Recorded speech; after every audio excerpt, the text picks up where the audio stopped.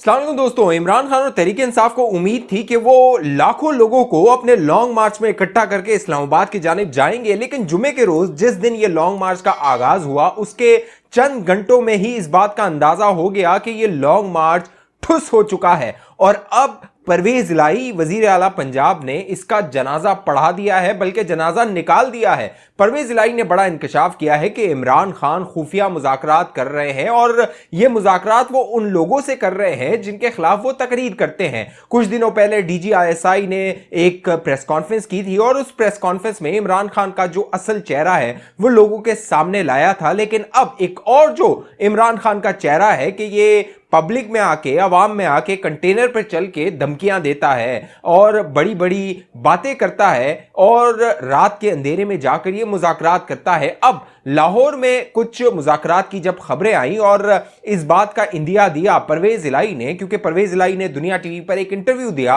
और इस इंटरव्यू के दौरान जब उनसे इस लॉन्ग मार्च के हवाले से, इमरान खान के मुस्तकबिल के हवाले से गुफ्तगू की गई और जिस तरह इमरान खान इदारों पर हमले कर रहे हैं, जनरल बाजवा को निशाना बना रहे हैं और अब उनके निशाने पर DGISI जनरल नदीम अंजुम आ गए हैं। जब इस हवाले से परवेज इलाही से बात की गई, उनसे पूछा गया, क्योंकि आप दोस्तों को मालूम होगा जो परवेज इलाही है, चौधरी खानदान है, वो एस्टेब्लिशमेंट की गेम खेलता है और मुक्तदर हलकों के इशारे पर ही अपनी सियासत को आगे बढ़ाता है। लिहाजा अब परवेज इलाही ने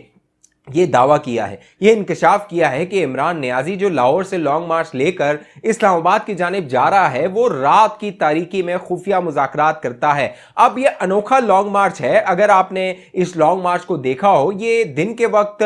10 कदम चलता है और जैसे ही रात डलती है ये अपने घरों को चले जाते हैं लोग। इमरान नियाजी जो है वो खुफिया मुज़ाकरात के लिए खुफिया मकामात पर चला जाता है और इस लॉन्ग मार्च को रोक दिया जाता है और फिर जब अगला दिन आता है, सुबह होती है, फिर इस लॉन्ग मार्च का आगाज किया जाता है, यूथियों और इमरानडुओं को इकट्ठा किया जाता है और इस लॉन्ग मार्च को आगे बढ़ाया जाता है। अब जो तहरीक इंसाफ और इमरान खान के करीबी जराए हैं, बाकायदा जो इस कंटेनर पर सवार हैं,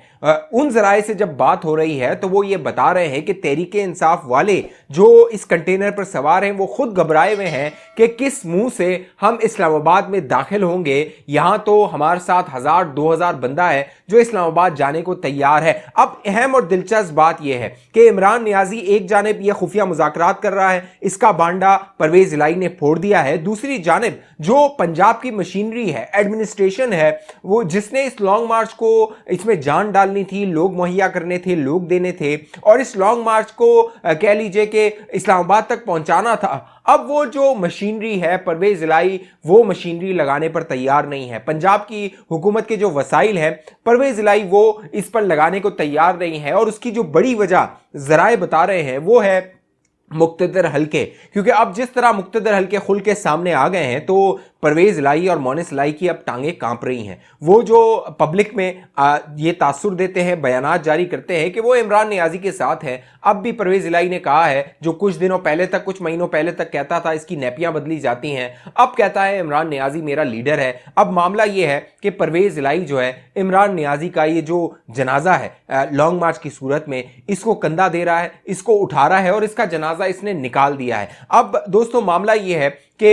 इस जो ये लॉन्ग मार्च है इसके हवाले से फैसल वाउडा ने एक प्रेस कॉन्फ्रेंस की थी, आप दोस्तों को पता होगा। फैसल वाउडा ने क्या कहा था कि ये खूनी लॉन्ग मार्च होने वाला है, हर जगह लाशें ही लाशें होंगी, खून ही खून होंगे, जनाजे ही जनाजे होंगे। इसकी जो कह लीजिए पूरी प्लानिंग अब बेनकाब हुई है और ऑडियो लीक हो गई है। अली अमीन गंडापुर की एक ऑडियो लीक हुई, मंजर-ए-आम पर एक बाकायदा राना सनाउल्लाह ने एक प्रेस कॉन्फ्रेंस की, उस प्रेस कॉन्फ्रेंस में वो ऑडियो सुनवाई गई। उस ऑडियो को आप सुने तो ये जो पूरा मंसूबा इंतशार का है, अफरा तफरी का है, लाशें गिराने का है, जनाजे उठाने का है, ये सारा मंसूबा बेनकाब हो गया है। उस ऑडियो में बाकायदा अली अमीन गंडापुर असले के इंतजामात के हवाले से गुफ्तगू कर रहा है, बाकायदा कह रहा है कि जो सेफ जगहें हैं, जो इस्लामाबाद और रावलपिंडी का बॉर्डर है, वहां पर जो लोग हैं उनको जमा किया जाए जो ये इंतशार फैलाएं, बाकायदा असला वहां पर जमा किया जाए और ये असला जो है वो लाइसेंसी याफ्ता होना चाहिए। उसकी वजह यह है कि जो अगर पुलिस पकड़ लेती है,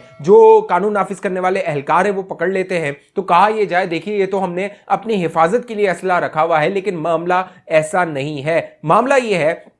कि जो फैसल वाउडा ने पूरा मंसूबा बेनकाब किया था कि लाशें गिरानी है, इंतशार फैलाना है, खूनी लॉन्ग मार्च बनाना है। और इमरान नियाजी जिस डगर पर निकल चुका है कि उसने अपनी जात से आगे नहीं सोचना है, इस सारे मामले को अमली जामा पहनाना है, इस पूरे मंसूबे को तकमील तक पहुंचाना है। और इस सारे मंसूबे के पीछे जो तैनाती है, बार बार मैं आप दोस्तों को इस चैनल पर बताता रहा हूं, अगर अभी तक ये चैनल आपने सब्सक्राइब नहीं किया इसको जरूर सब्सक्राइब कर लीजिए, साथ घंटी का निशान है दोस्तों उसको लाजमी दबा दीजिए ताकि आपके पास मालूमात आती रहे, आप बाखबर होते रहे, बर वक्त बाखबर होते रहे। फेसबुक पे देखने वाले दोस्त इस वीडियो को लाइक कर दीजिए, शेयर कर दीजिए, हमारे पेज को फॉलो कर दीजिए। दोस्तों मामला यह है कि इमरान नियाजी का एक एजेंडा है, वो है अगले आर्मी चीफ की तैनाती, क्योंकि जब अगले आर्मी चीफ का ऐलान हो जाएगा तो ये इमरान नियाजी जो फुदक रहा है, जो ये कह लीजिए कि झूठ और फितना और ये जो फसाद लोगों में फैला रहा है, इंतशार फैला रहा है, ये सब खामोश हो जाएगा। और इसका बड़ा जो बेनकाब किया है, बड़ा मंसूबा और बड़ी ऑफर वो शहबाज शरीफ साहब ने की है।